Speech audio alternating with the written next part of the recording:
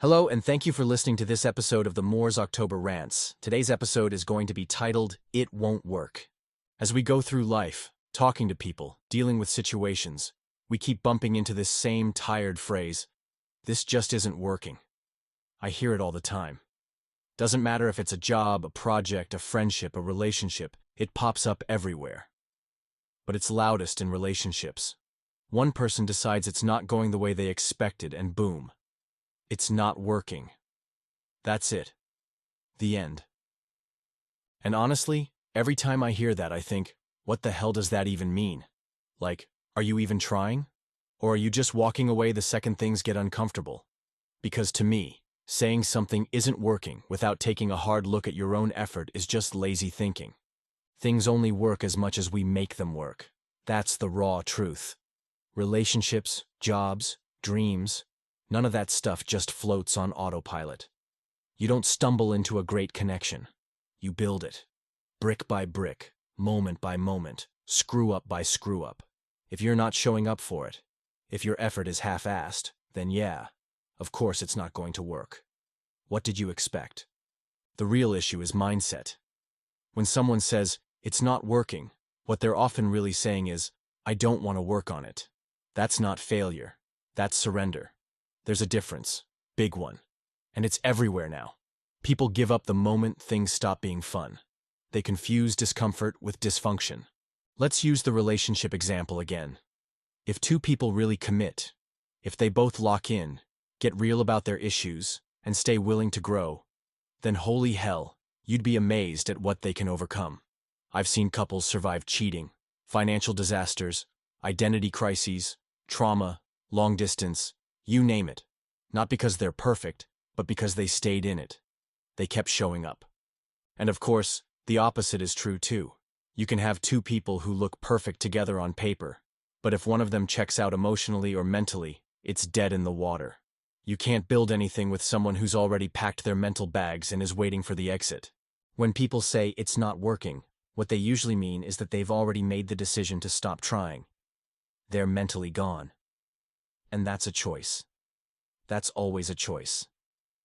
Let's not pretend it's some mystical force outside of us. It's not fate. It's not karma. It's quitting. I'm not out here saying you can force every situation to work if you just try hard enough.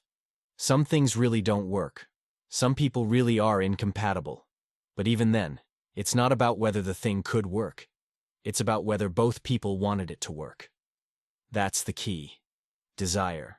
Willingness, consistency, not magic. The part that gets me is how easily people give up. That's the real sickness, the zero tolerance for discomfort, the instant need for escape the moment it gets hard. That's what frustrates me. That's what this rant is about. Not perfection, not fairy tales, just effort. Real, honest, sustained effort. I've had friendships fall apart where I knew it didn't have to end that way. We just needed a little space, a real conversation, a week or two to breathe and reset. But nope. Someone decides it's over, and that's that. Done. No second chances, no fight, just radio silence. And I'm sitting there thinking, we can send people to space, but we can't fix a friendship. Seriously? We can build AI, decode the human genome, create cities from dirt, but we can't figure out how to communicate and have a hard conversation without ghosting someone? Get the hell out of here. Humans are more capable than that. Way more. The problem isn't capability, it's laziness, emotional laziness. We're obsessed with easy, and relationships, real ones, are anything but easy. They demand your patience, your ego, your time, your vulnerability. And a lot of people just aren't willing to pay that price. I had a situation not long ago, talking to someone from another country. We had good talks, shared deep stuff, got close. But then the vibe changed. I felt the distance creeping in, a little coldness. And before long, she dropped the classic line, "This isn't going to work." Just like that. No discussion, no curiosity about solutions. Just a closed door. And look, I didn't chase it. I didn't argue. Because once someone decides they're done, nothing you say is going to change that. Their mind is made up. And you're not going to logic someone out of a decision they made emotionally. Trust me, I've tried. Doesn't work. Not worth the energy. So I walked away. But it stuck with me. Not because I needed the relationship, but because it's just so common now. People giving up before they've even scratched the surface, before they've even really tried. It's depressing. This rant isn't going to change the world, I know that. But it helps me get it off my chest. This is what my channel's for, just letting it out. Ranting, processing, shouting into the void if I have to. Because watching people constantly give up without a fight, it grinds on me. Let me give you another example. Went on a date a while back. Thought it went well. I dressed up, brought my A game, made jokes, asked real questions. I did what you're supposed to do. Put in the damn effort. And afterwards, she hits me with, "I'm just not feeling it." Really? That's it? One date and you've decided the entire possibility of anything isn't worth your time? It drives me nuts. We want relationships to be like ordering food. You sit down, skim the menu, and if the first bite isn't mind-blowing, you're out. No one wants to see where things could go. They just want the instant spark, the Hollywood chemistry, the dopamine hit.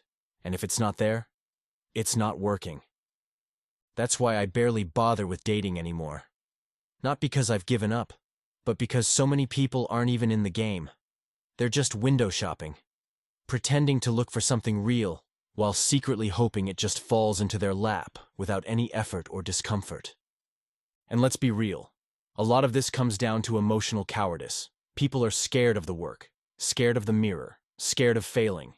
So they pull the plug before it gets hard enough to expose their own weaknesses.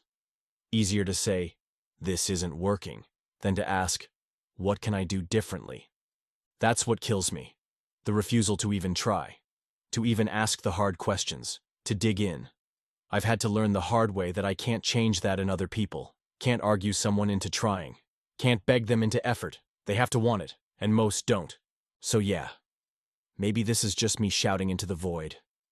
Maybe no one will hear this and change their ways. But at least I'm saying it. At least I'm not pretending this behavior is normal. It's not. We're better than this. We can do better. We just don't. And that's the tragedy of it all. Not that things don't work, but that we never gave them the chance to. And that's that sad reality. Sometimes you just have to let things be how they are, because they won't change if people won't change and do better. Anyways, thank you for listening to this episode of the Moore's October Rants. Signing out. Have a good one, guys. Goodbye for now.